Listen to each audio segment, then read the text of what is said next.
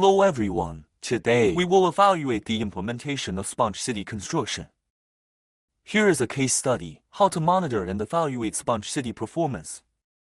We provide two reference materials here. You can click this link for further study if you're interested. The State Council's General Office issued guidance on promoting Sponge City construction. It points out that by 2030, 80% of the built-up areas in China should meet the requirements for Sponge City construction. In recent years, with the continuous progress in Sponge City construction, China is gradually establishing a complete monitoring and evaluation system for sponge cities. The evaluation of Sponge City construction refers to a full process assessment of the effectiveness of planning and construction systems. To evaluate the effectiveness of Sponge City construction, objective and accurate monitoring is required. In terms of evaluation methods, the evaluation combines both quantitative and qualitative methods. As for the construction status and effectiveness of sponge cities, quantitative evaluation is the main approach. Through monitoring, we assess the protection and restoration of natural ecological patterns, urban drainage and flood prevention, and the improvement of the water environment. This ensures the accuracy and objectivity of the evaluation results. Therefore, monitoring is a key method for evaluating the quality of sponge city construction and management. So, how do we monitor and evaluate a sponge city? We must conduct sponge city monitoring and evaluation scientifically. The core of a sponge city is to reduce runoff at the source, control the process, and plan for systematic management, combining green and gray infrastructures with multiple objectives. This involves building a modern urban stormwater control system. By controlling total rainfall runoff, peak flow frequency, and pollution levels, we achieve urban water security, improved water environment, water resource management, and ecological balance.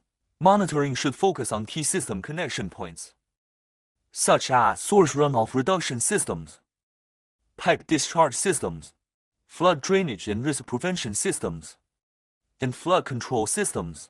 Define areas and ensure clear boundaries. Determine evaluation indicators and choose monitoring or monitoring with models. Collect monitoring data, such as facilities, drainage networks, urban flooding, and drainage zones. Select the monitoring scope. Define the drainage zones. Determine monitoring subjects and content, such as rainfall municipal node points, typical facilities in flood-prone areas. Set the monitoring methods and frequency. Data collection and analysis. Monitoring facility monitoring, such as soil or artificial media permeability coefficient. The goal is to monitor infiltration capacity and attenuation patterns, water quantity at inflow, outflow, and overflow points. And water quality monitoring. Monitor the water level in storage facilities. Monitoring goals include runoff peak flow, runoff volume, peak time control, pollutant removal capability, total pollutant control effectiveness, runoff pollution characteristics of impervious surfaces, and facility design rainfall. Also monitor the emptying time. Assess the impact of design parameters on control effects. Analyze rainfall balance during single or consecutive rainfalls. Common problems in facility monitoring include only monitoring outflows without checking inflows, or only monitoring overflow points without checking inflows. This leads to issues in monitoring. Effective monitoring cannot be achieved. Inflow can only be estimated by calculation. Some indicators entirely rely on uncalibrated models, which pose challenges. Therefore, evaluate the runoff volume control of the facility, the water quality control effect, and the emptying time, etc. Monitoring points should be set at the facility's inflow, outflow, and overflow points, as well as inside the storage space and structure. Monitoring project monitoring. The monitoring subjects and content for the project include inspection wells connected to municipal drainage systems or water bodies, water quantity at reserved drainage outlets, water quality monitoring, monitoring of flood-prone points, meteorological monitoring of rainfall and evaporation, and groundwater level monitoring, The goal is to calibrate and validate the project drainage area model parameters, the facility's impact on project runoff pollution, runoff volume, runoff peak, water logging, urban heat island effect, and groundwater level reduction control. Common issues in project monitoring include many projects not considering the need for post-construction monitoring, such as not collecting baseline data, making it impossible to compare and calculate the overall project effectiveness.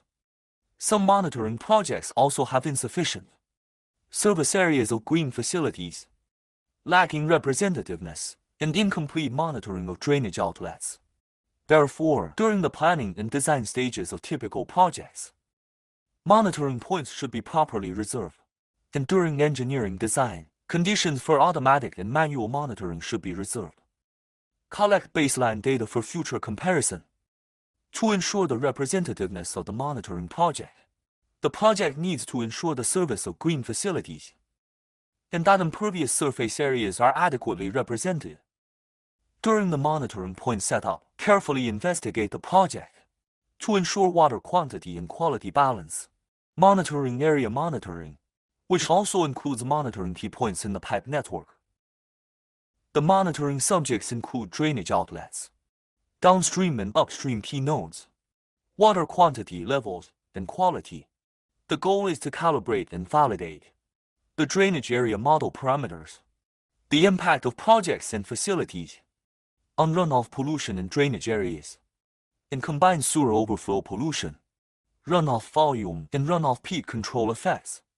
Common issues in area monitoring include: first, some drainage area selections not considering regional rainfall or the characteristics of the drainage network. For example, some drainage areas have insufficient sponge city source projects, making the monitoring less necessary and representative. Make monitoring unnecessary and typical. Secondly, there is a mismatch between the monitoring content and the evaluation criteria. For example, to calculate the total pollutant load, both flow and water quality need to be monitored simultaneously. The annual runoff volume control rate requires simultaneous monitoring of flow and rainfall. However, some monitoring plans only track one of these, making it impossible to calculate. Secondly, upstream monitoring point locations are sometimes unclear, with undefined catchment boundaries. Not all drainage outlet points in the area are monitored. This leads to discrepancies between calculated catchment area sizes and actual sizes based on drainage outlet flow measurements.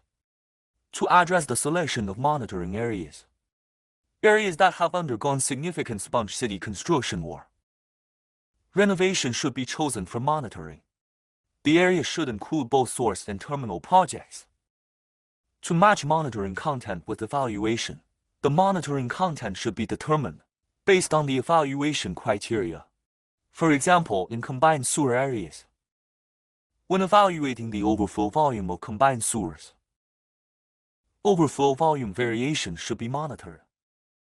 When assessing the pollutant load or initial flush of combined sewer overflow, the overflow volume and water quality changes should be monitored simultaneously in cases of larger monitoring scopes with multiple overflow outlets.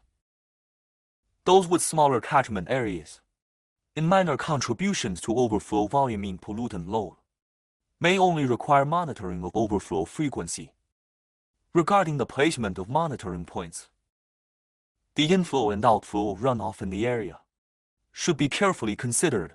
Monitoring receiving water body monitoring, with monitoring subjects and content including the flow at the upstream, midstream, and downstream sections of the water body, as well as water levels and quality.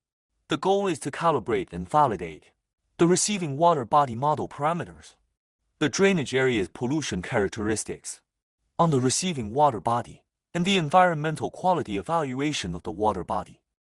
Common issues in receiving water body monitoring include monitoring points lacking representativeness or rationality.